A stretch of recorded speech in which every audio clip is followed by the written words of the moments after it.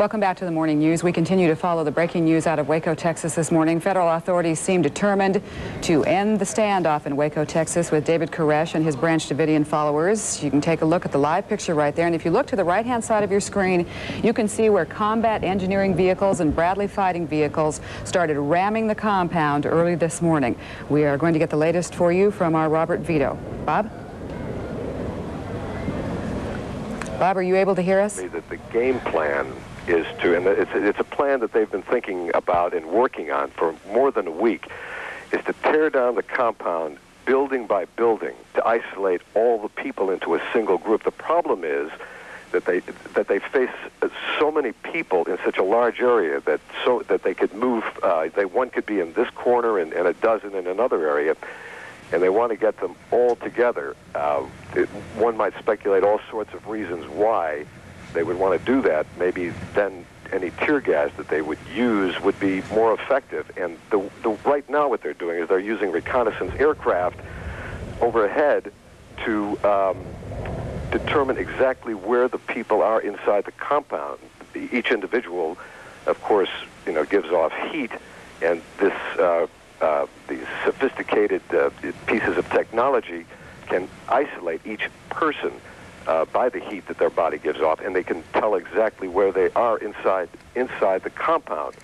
But again, what high-placed federal authorities tell me is they will, either today or over the next few days, or until Koresh and the group decide to surrender, that they will tear the compound down building by building.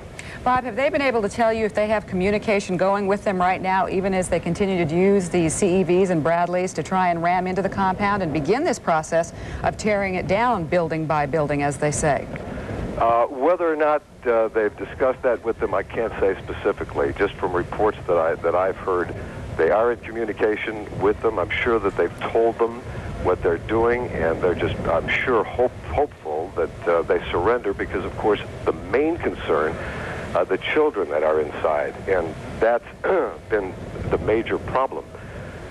Trying to make sure that whatever they do, that none of those children are harmed. They want to just get them out of there. Robert, as you mentioned, and we believe there are about 17 children inside the compound, along with 95 adults, David Koresh's followers. Some have left the compound. 14 adults and 21 children were allowed to leave. Brian Jenkins was talking earlier about the possibility and fears of a mass suicide from an AP report on Monday, the 12th of April, from one of the two people who were able to sneak into that compound, and then he was asked to leave and refused to say why he left. He said that mass suicide was never a consideration for the Branch Davidian cult members, but he said they are not in that frame of mood at all. So we want to let you know that that is one of the two people who did sneak in before and said that they were not in that frame of mood at all, and things, of course, can change. Well, all along, Koresh has said so many things that have been confusing to federal agents, and they don't trust what he says because he's made all sorts of promises and hasn't come forth with them.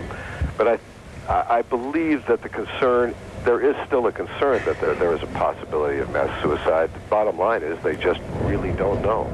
As you say, and we don't want to speculate about suicide anyway. Robert Vito, thanks very much. We'll be probably getting back to you. Bob? As you two have talked, we have been looking at live pictures from the Branch Davidian compound near Waco. We have seen helicopters overflying the compound, apparently carrying out the reconnaissance we have been hearing about. And we've seen one, and I will be careful here, what appeared to be a tank, at least some sort of an armed and armored vehicle approaching the compound. For what purpose, we have no idea at this point.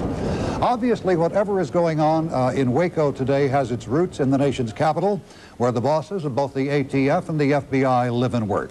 Let's call in CNN's senior White House correspondent, Wolf Blitzer, for whatever you can tell us, Wolf, about what you found out there. Bob, over here at the White House, the president was only a few moments ago asked about this operation in Waco, and he referred reporters to the Justice Department, Attorney General Janet Reno, who Of course, the Justice Department oversees the FBI. Earlier, though, within the past half hour, the White House press secretary, Dee Dee Myers, did tell reporters that this was an FBI Justice Department operation. She said the president was informed of the operation in advance before the operation began to take hold. She refused to provide any operational details, referring again reporters to the Justice Department and the Treasury Department. Treasury oversees the Bureau of Alcohol, Tobacco, and Firearms. The Justice Department, of course, oversees the FBI. The president is being kept informed of the details. We don't know specifically that he gave the authorization, only we can assume that if he was informed of the details in advance and it is going forward, at least implicitly, he did give his blessing. We do know that from previous comments by Secretary of the Treasury Lloyd Benson that Washington was very much involved in giving any green light to any kind of operation to end this standoff. So we assume that Washington did tell officials on the ground in Waco to go forward with this operation, and it is unfolding as we speak right now. We don't expect any kind of formal briefings out of Washington. FBI sources tell me that any of the operational briefings, if this thing does come to some sort of resolution soon in the next day or so, all of those briefings would take place in Waco, Texas itself. The FBI and other law enforcement officials do have a standing operation over there. They've been briefing the news media, and presumably first word would come from there. But we, of course, will be watching the situation here at the White House, and no doubt the president and his top national security advisors and others are monitoring the situation very carefully as well. Wolf, have you seen or heard anything in recent days there that would indicate any anxiety on Washington's part to get this over with? We know from what officials have told us repeatedly over these past several weeks that the Clinton administration was very anxious that no more bloodshed take place. There was great disappointment that the initial ATF operation did result in the loss of life, and there was a long sense, a prevailing sense, that whatever could be done to resolve this thing peacefully through negotiations, that would be the preferred state. But for some reason, a decision was made now to go ahead and end this operation once and for all. The president was informed of it in advance, and we're now beginning to see exactly what is taking place, and everyone here is, of course, nervously awaiting the outcome. Wolf Blitzer at the White House. Donna? And we will take a quick break and be back right after this.